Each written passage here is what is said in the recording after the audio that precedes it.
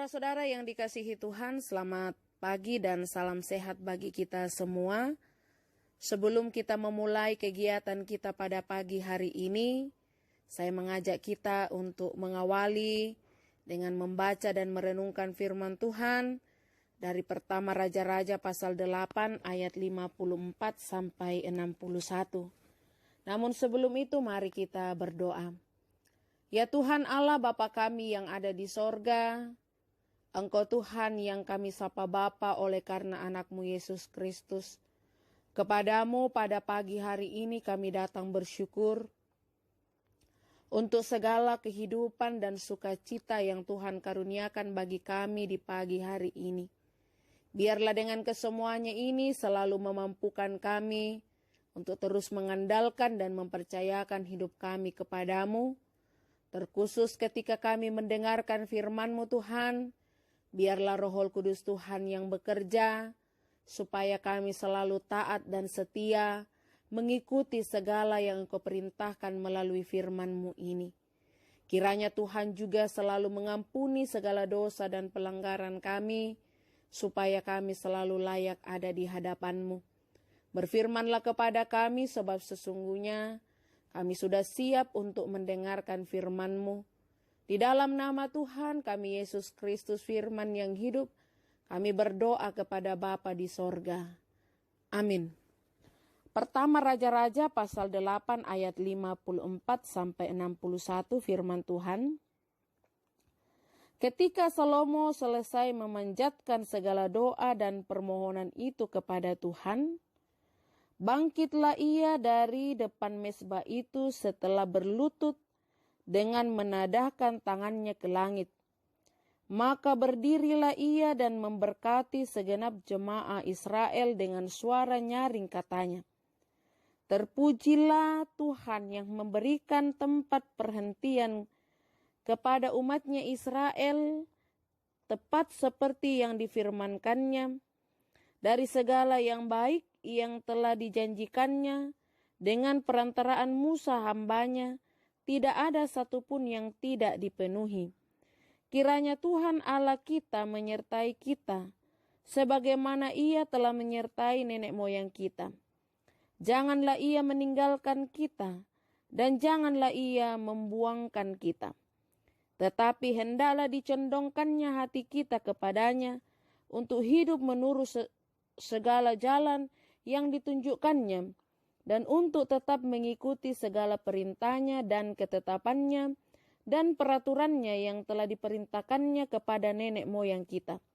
Hendaklah perkataan yang telah kumohonkan tadi di hadapan Tuhan, dekat pada Tuhan Allah kita, siang dan malam, supaya Ia memberikan keadilan kepada hambanya dan kepada umatnya Israel menurut yang perlu pada setiap hari. Supaya segala bangsa di bumi tahu bahwa Tuhanlah Allah dan tidak ada yang lain. Dan hendaklah kamu berpaut kepada Tuhan Allah kita dengan sepenuh hatimu dan dengan hidup menurut segala ketetapannya dan dengan tetap mengikuti segala perintahnya seperti pada hari ini. Amin. Itulah firman Tuhan bagi kita pada saat ini. Yang berbahagia ialah kita yang mendengarkan, merenungkan, bahkan sungguh melakukan firman ini dalam sepanjang kehidupannya. Saudara-saudara yang dikasihi oleh Yesus Kristus, dari bacaan kita pertama Raja-Raja pasal 8 ayat 54 sampai 61, oleh renungan harian Toraya diberikan tema Pemimpin yang berketeladanan.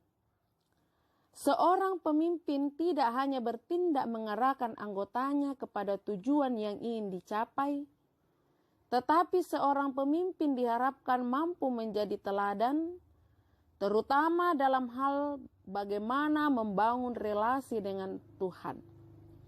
Pada saat Salomo selesai berdoa, ia bangkit dari depan mezbah Tuhan dan menadahkan tangannya ke langit.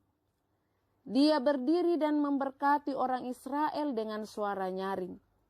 Salomo memuji Tuhan yang memberikan tempat perhentian kepada umatnya Israel, seperti yang difirmankannya, bahwa segala yang baik telah dijanjikannya dengan perantaraan Musa. Allah menyertai umat Israel sebagaimana Allah telah menyertai nenek moyangnya. Tuhan tidak meninggalkan umatnya. Karena itu hendaklah Israel menyondongkan hati kepadanya untuk hidup menurut jalan yang ditunjukkannya siang dan malam, supaya ia memberikan keadilan kepada hambanya dan kepada umatnya Israel, hingga segala bangsa di bumi tahu bahwa dialah Allah dan tidak ada yang lain. Saudara-saudara yang dikasihi Tuhan, kepemimpinan Salomo memberi teladan bahwa membangun relasi dengan Tuhan sebagai seorang pemimpin sangatlah penting. Pemimpin yang takut akan Tuhan akan selalu membawa hidupnya dalam sebuah doa sambil meminta petunjuk dan tuntutan dari Tuhan dalam menjalankan kepemimpinannya. Keteladanan seorang pemimpin tidak hanya terletak pada ucapannya, tetapi juga terletak pada bagaimana ia menempatkan dirinya sebagai seorang pemimpin yang takut akan Tuhan. Karena itu, sebagai seorang pemimpin dalam lingkup kita masing-masing, marilah kita menunjukkan cara kepemimpinan yang mampu membuat para pengikut semakin mengenal Tuhan. Amin. Kita berdoa. Tuhan Allah Bapa kami yang ada di dalam sorga, kami datang mengucap syukur untuk segala kasih setiamu yang kami alami dalam hidup ini. Terkhusus firman-Mu boleh datang menguatkan, serta selalu mengingatkan kami untuk memiliki jiwa kepemimpinan dan juga pemimpin yang berketeladanan. Dimanapun kami berada, dalam segala kehidupan yang kami jalani, biarlah itu melekat dalam diri kami, supaya Tuhan, kami boleh menjadi pribadi yang Tuhan pakai untuk memimpin di mana kami berada, baik ketika kami di rumah, di gereja, masyarakat, tempat kerja, dimanapun, supaya Tuhan, nama-Mu yang dipermuliakan ketika kami memimpin dalam takut akan Tuhan. Bapa di dalam sorga, kami mau menyerahkan kehidupan kami hari ini hanya ke dalam tangan pengasihan-Mu. Biarlah Tuhan yang selalu memberikan kekuatan, keteguhan iman, kesehatan dan sukacita, supaya kami dapat melakukan segala tugas tanggung jawab kami hari ini dengan penuh pengandalan kepada Tuhan. Kami juga senantiasa berdoa bagi kekasih-kekasih kami, saudara seiman kami yang ada di jemaat Telo Batua, yang pada saat ini mengalami sakit. Tuhan, kami memohon pulihkan dan sembuhkanlah mereka. Yang berduka cita Tuhan hibur. Yang mengalami tekanan berat oleh karena kesulitan hidup, kami memohon Engkau hadir untuk menjawab setiap perkara yang mereka hadapi, karena kami yakin Tuhan adalah solusi dari setiap masalah. Biarlah dengan tangan kasih-Mu Tuhan, selalu memampukan kekasih-kekasih kami untuk mengandalkan dan mempercayakan hidup mereka ketika dalam kesulitan. Demikian pun juga bagi kami semua.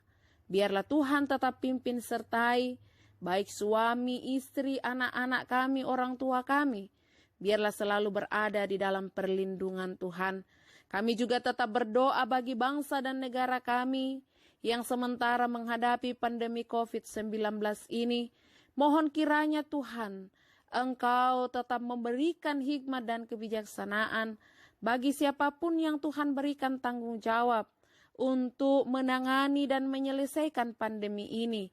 Biarlah dengan kesemuanya itu dilakukan dengan penuh tanggung jawab, dan pada waktunya nanti pandemi ini boleh selesai dan kami boleh dipulihkan dan boleh kembali hidup bebas, beraktivitas tanpa ada rasa takut dan kekhawatiran lagi.